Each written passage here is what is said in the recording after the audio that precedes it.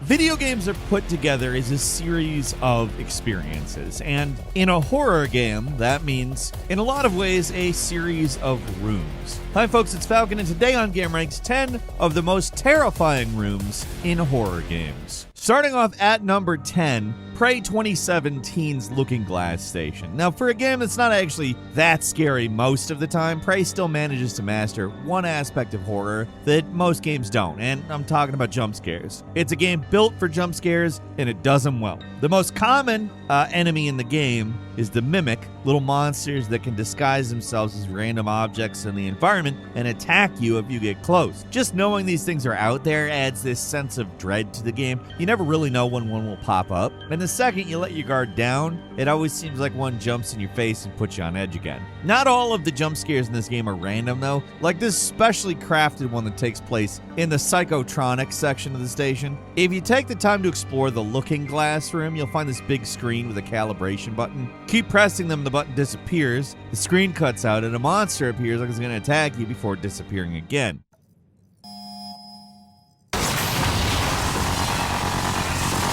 And that's it. It's just a masterfully crafted jump scare. Just when you think you're safe and it's a fake out, an actual monster appears at the top of the stairs. You really can't trust anything in Prey, not even the touchscreens.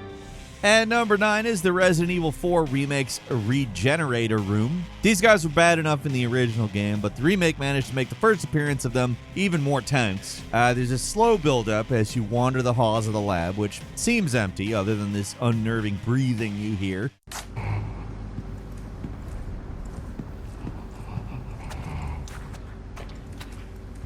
Now, you never actually see this thing around, but oh, you can hear it. The dissection room contains the first keycard you need, and grabbing it makes it so the regenerator appears right in front of you, busting through the door as you're about to leave the room.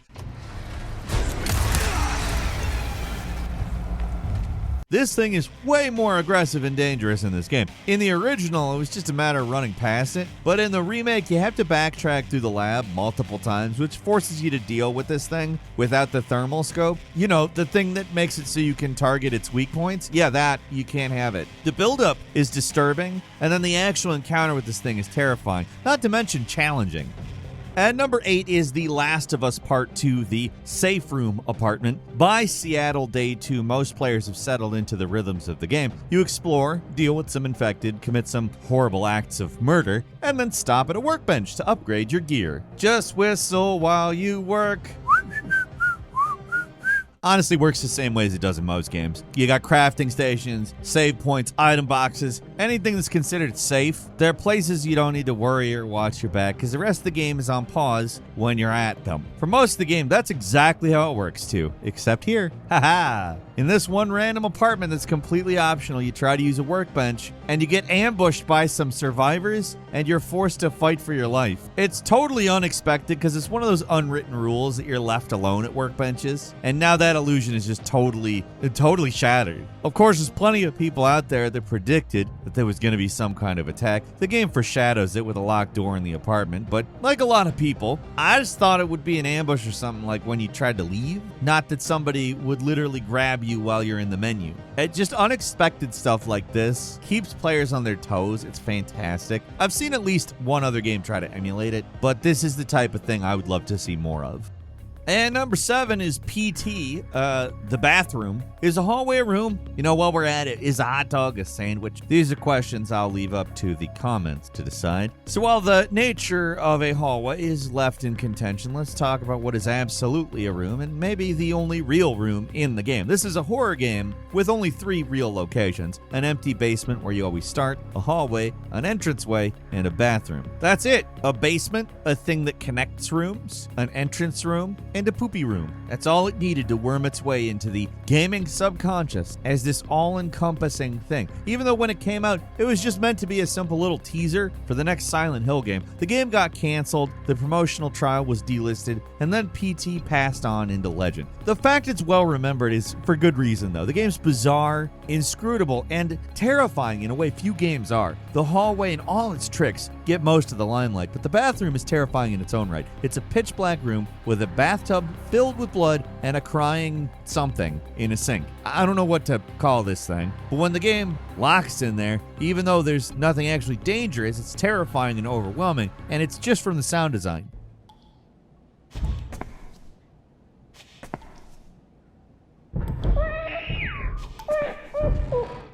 All you can assume is something deeply messed up happened there, or it might even just be an elaborate Eraserhead reference. I don't know. It's really freaky either way.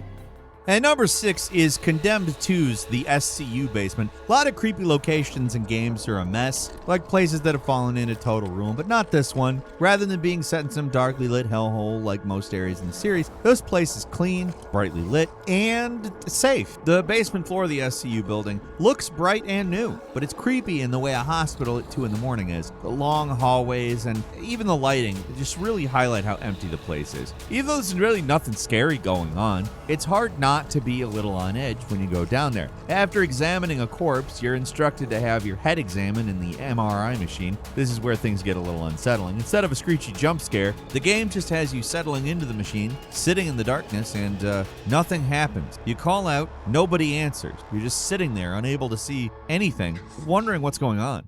Rosa, you still there?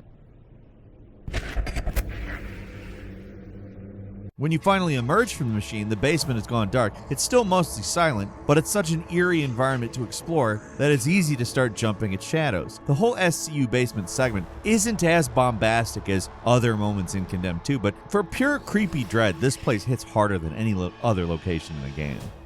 At number 5, Silent Hill 4, The Room, Eileen's Head Room. This one's infamous. It's so freaky it somehow manages to beat out the literal room, the one from the title, as the game's scariest room. Found randomly behind one of the second floor doors, this room is exactly what it sounds like. You go inside, and it focuses on your guy in the door you just came in from. It seems normal. You walk forward a few steps, and the camera swings around to show you this. A giant head of Eileen, the girl you're trying to save, covered in scars and lesions, with her eyes twitching out like crazy. Running into this thing randomly is a shock to the system. There is nothing else this bizarre and abstract in the game, not even close. And while it doesn't actually do anything, it's just so bizarre that it's gonna creep you out. This whole area feels like it's created to set players on edge, so when the game throws this at them, they're already in the headspace that's necessary to be freaked out. When I say randomly, I mean it. This thing shows up at random for every playroom, so you can't even intentionally avoid it if you want.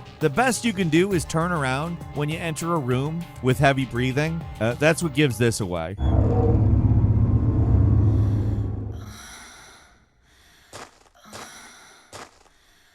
At number 4 is Amnesia: The Dark Descent, The Storage. A lot of creepy parts in this game, but for me, this is when the game goes from spooky and unsettling to horrifying, straight up. The storage area is an exercise in cruelty that for some reason makes it so your lanterns and candles barely work, so the entire place is shrouded in this supernatural darkness that you cannot escape from. That means you gotta navigate this horribly dark room in almost pitch blackness, all while monsters are roaming around looking to rip out your throat at the slightest provocation.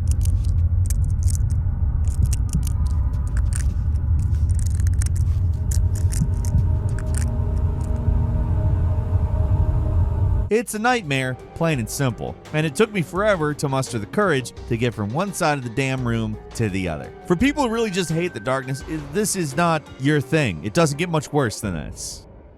And number 3 is Scratches, the Boiler Room. This lesser-known horror adventure game is infamous for one thing, the game's only jump scare, which just so happens to be one of the most terrifying things ever put in a video game, at least back when it first came out. The entire game is built on atmosphere. The evil that inhabits the house is implied, and it's never shown up until the climax of the game when you finally muster the courage to go to the boiler room and crawl through the inactive furnace. That's when you find, well, something that's in the house in one of the most masterfully conceived jump scares of all time. Unless you've actually played the game, it's better to not see this, because just seeing the scene doesn't really do it justice. These days, it's just kind of a janky looking CGI monster, and I'm sure there's plenty of people who just seen it on YouTube and like rolled their eyes. The best way to experience it is actually playing the game, letting yourself get immersed in the creepy atmosphere of the house, and getting in the right headspace for the climax is one of the most terrifying moments that really only works in context. But with that said, it's one of the all-time greats.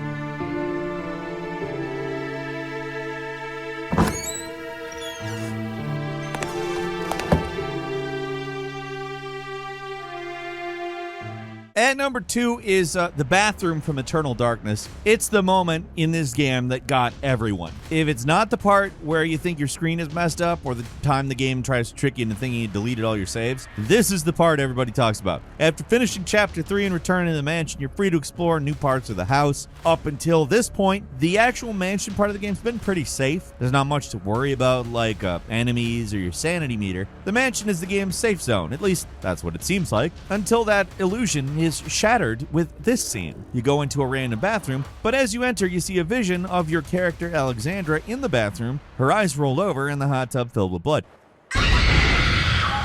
This only flashes on the screen for a few seconds and it's gone, but that's all it took to make this moment very memorable. Comes out of nowhere, shows the player in a disturbing scene, and then moves on like nothing happened. Oh, but it happened.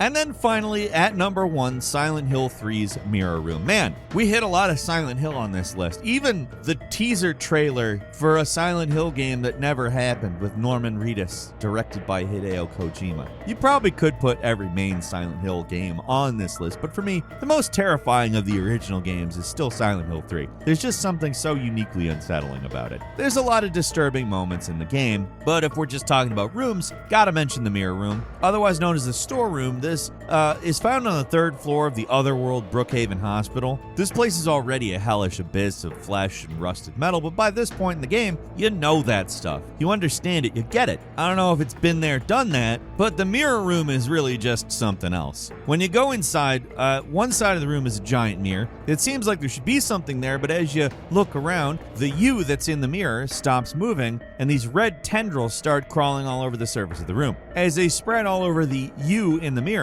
the same tentacles start coming out of the basin on your side of the room. At this point, most people's instinct is to get out of there, but the door's now locked. Crap, you're trapped. There's no way out except for dumb luck, otherwise you're just stuck in the room while the red tendrils slowly cover everything and strangle the life out of you. It's bizarre and extremely unsettling, on top of being honestly pretty frustrating because it's basically an instant kill just for going in the wrong room. There is a way to escape, but it's gonna feel like dumb luck, which makes the room even stranger. As far as rooms go in horror games, it doesn't get a lot more evil than this.